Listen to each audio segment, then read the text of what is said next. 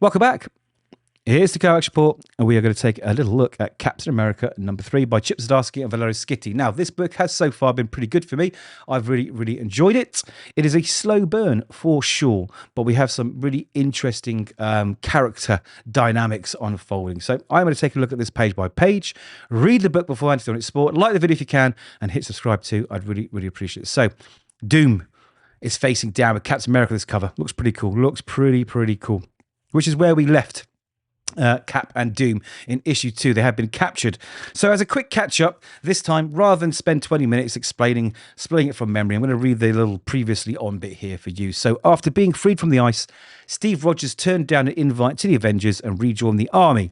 Alongside the New Holland Commandos, Slate Chill and Dave Colton, a man who took on the Captain America mantle during the war in Afghanistan, Steve was dispatched to rescue diplomats held hostage by Latveria's new dictator, Victor Von Doom.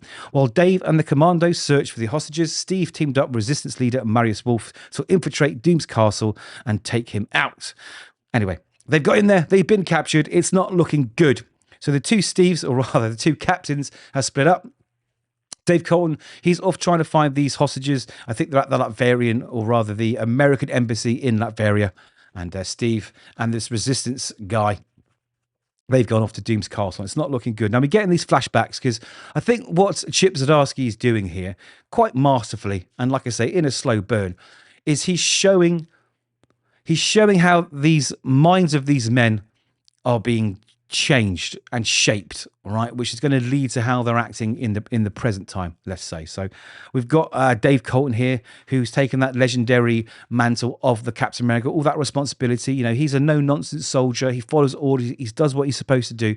And he's starting to question some of the things that he's doing. I think he's trying to think, you know, is this right? Should we really be here? You know, why am I here? What is my place in all of this? Am I making things better or worse? Now, before I get into it, I'm just an English guy talking about a comic book. I've read quite a lot of reviews about this Captain America run and about how people are agreeing or disagreeing with how the troops are being portrayed. Now, I don't want to step on anyone's toes. I don't want to say anything that might come across the wrong way. I'm just reading what I see because I don't have that in-depth knowledge. So I'm just going to say what I see. Anyway, with that caveat out the way, Cap is here, and like I say, these soldiers, they're saying, look, why are we here? You know, we've done the job, we're still being attacked. You know, what's the whole point of this? And one of the soldiers reminds him that, they took the 2 towers down. That's why we're here. You know, we're here to sort of, avenge those 3,000 Americans that were slaughtered and murdered. Now, while old Dave Colton, I'm mixing my caps there, is chatting to these guys or listening to them, he notices this young boy walk around, look at them kind of sheepishly, and then run off. Now, what would normally happen there in a normal comic story, it was following the normal stereotypes, is he would go and alert the bad guys. So that's what we're supposed to think, right?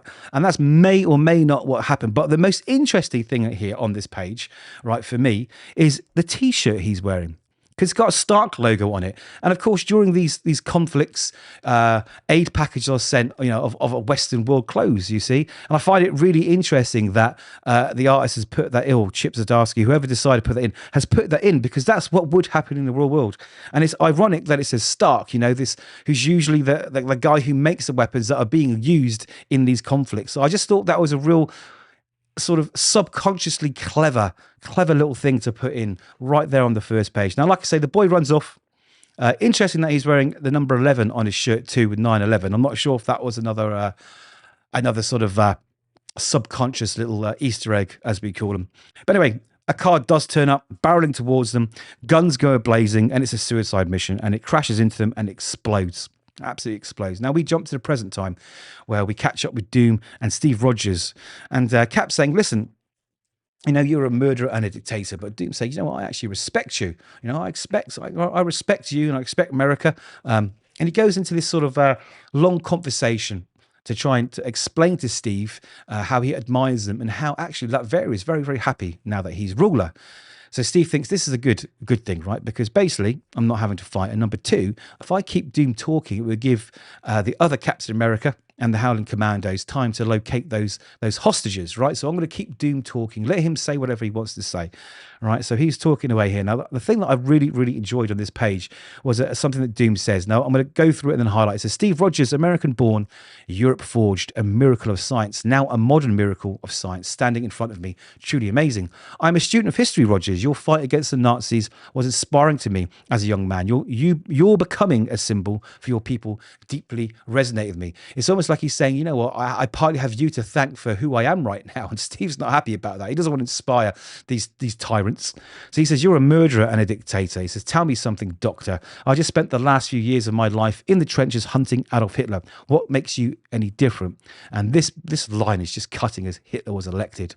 I took power to save my people. I have more in common with this young man here than the despicable, cowardly Führer. So it shows that he is separating himself from that. He doesn't admire him, but it's really interesting. And basically, he talks about the fact that Hitler was elected, but Doom seized power. He took it. He's the strong one. The other guy was like a coward who hid behind soldiers and politics. I find that very interesting. So Marius Wolf here is not having a great time.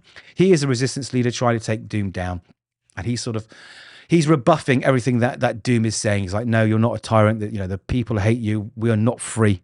So Doom says, let's go speak to the people. Now, while that's happening, we catch up with Captain America, modern Captain America, the Howling Commandos, and they're they are making a play to get into the American embassy in Latveria. And as they're getting in there, they're finding it a bit too easy. There's not a lot of resistance. In fact, it's a bit of a walk in the park. While he's there, he gets that little flashback of that kid that he saw running away, which is kind of symbolic to him. And then it all breaks a little bit looser. They crash through the doors and they find that the embassy has been absolutely obliterated and that various soldiers there moving dead bodies. The hostages, they have been murdered. So they start shooting, and before they can kill the last one, he says, wait. There's only 10 here, and there should be 12 hostages. So it's like, where are the other 2 hostages? So back to the flashback, and after that huge explosion, that suicide run, Dave Colton is sort of disorientated. He's catching his breath, trying to get his brain in the right place, looking at what's going on around him. You can see his sort of opinion of his role in this conflict is starting to diminish. He's starting to think, like, should I be here? What is right? What is wrong? Like I mentioned earlier.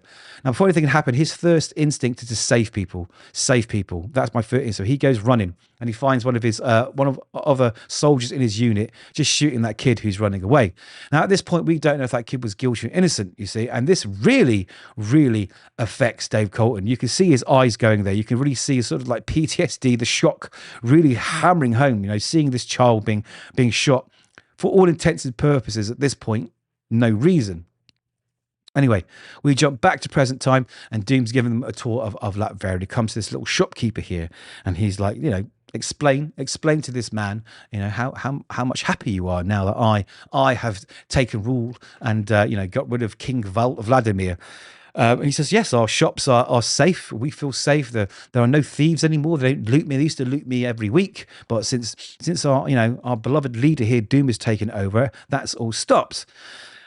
So the resistance guy, he's like, yes, well, that's because everyone's scared to do anything because the punishment is death. They're not going to speak out against you. So we're getting this sort of this duel between the two of them. So every time Doom says something, we're getting the rebuttal from him all the way through. Now, Doom leads him through this museum, I take it, this palace, and he finds there is actually a statue commemorating Cap and Bucky during World War II. And I think Steve's a bit shocked by this. He's like, what's going on? But what is happening here is that slowly but surely, Steve's starting to maybe believe Doom is good for Latveria. Maybe that, the Americans got it wrong. And this conversation carries on and it unfolds for a few pages. And while that's happening, Dave Colton, the other Captain America, sort of talks to Steve through his earpiece and says, listen, they're dead. He murdered the hostages. The ambassador's spouse and kid are still alive. And we're headed to them. He says, radio back when you're clear. And Cap realizes that he's the one that's being taken for a ride, right? He's not keeping Doom busy at all. Doom has been keeping him busy. so his soldiers can go and kill those hostages. And that's exactly what happened. Now, this is where Steve absolutely loses it, rightfully so, and gives Dr. Doom a smash across the face with his shield. The Doombot flares up, and we get this fight that starts erupting. Now, while that's happening, Doom's like, right, he says to the Doombot, don't kill Steve Rogers, but sort of like incapacitate him. I'll be back. I'm going to go sort out what's going on with the other Captain America. So he sort of ports out as such, fires some missiles from his armor, which I thought was really, really cool. And we're left here. Now, Steve gets thrown back into that statue, okay? And the Doombot grabs him and says he's going to scar him and hurt him. He's not going to kill him, but Steve's like, no chance, no way. So he just absolutely destroys this robot, puts him on the ground. Now, when these robots are on their last legs, they initiate the self-destruct sequence, and that's what happens. It absolutely explodes. Now, this is where the book we get this sort of duality of the two characters, except we see them on the same parallel. They're both at the point where they are discovering that they need to do something different, do the right thing rather than the thing that they're being told. And I thought this was really, really cleverly done, really nicely done. So we go back to this flashback, and Dave Colton's here, and you can see in his eyes that, he's lost it. He cannot understand the terrors of war and why this is still happening, and the lives that are being lost. And he turns around to his sort of, other soldier in his unit and starts kicking the living hell out of him. He absolutely pounded. He is going hell for leather. He's broken his jaw, and he is punching and punching and punching it. All that sort of confusion and all that pent up aggression is just coming out of him. He is absolutely hammering down. He says, I'm a soldier who went back to base. It's what we do. And then they clad me in a colder flag, a darker one. All right. And this is where we see the two Caps make a realization, right? So at the top here, we've got Dave Colton in the aftermath of what's been going on, and he's losing it, and he sees the shield. Now, this is where we get the symbols, right? He sees the shield, and he realizes what it's supposed to represent. He realized that he is not, upholding the legend of Steve Rogers, of Captain America, how he was. He's realizing that he needs to change. He needs to do something. He needs to do the right thing. And at the same time, we see Steve here knocked out with that statue with his classic costume on top of him. Again, symbolizing it's time to shed what he has now, this costume. It's symbolic. Get rid of what he's being told and take up that costume, because that means everything that Steve believes in, the true American way, right? And put it on. So we get these two symbols at the end showing that these two characters are going to change. They're going to change. For what purposes, we don't know. Is one going to go good, one going to go bad? I don't know. But what we see here is the moment where these two have been pushed across that line, and it's time to pick up those symbols and make them mean something. So it's, like I say, a slow burn, but it's really deep. Once I've read it a couple of times, really, because I read it the first time first. I thought, okay, it was okay. But then when you give it a second read, you really sort of dig deep into the themes of what Chip Zdarsky's trying to sort of put through there, sort of subconsciously. You really, really, really feel the impact of what's going on with these two men. It's really, really well done. Because when I started this review, I thought I was just going to sort of say it's a bit mid, but it really isn't. It really, really isn't. There's a lot going on here, and it's setting up, I think, what's going to be a very, very interesting story with two men that are changing what they do, who they do it for, and how they do it. So like I said, I don't know much about, how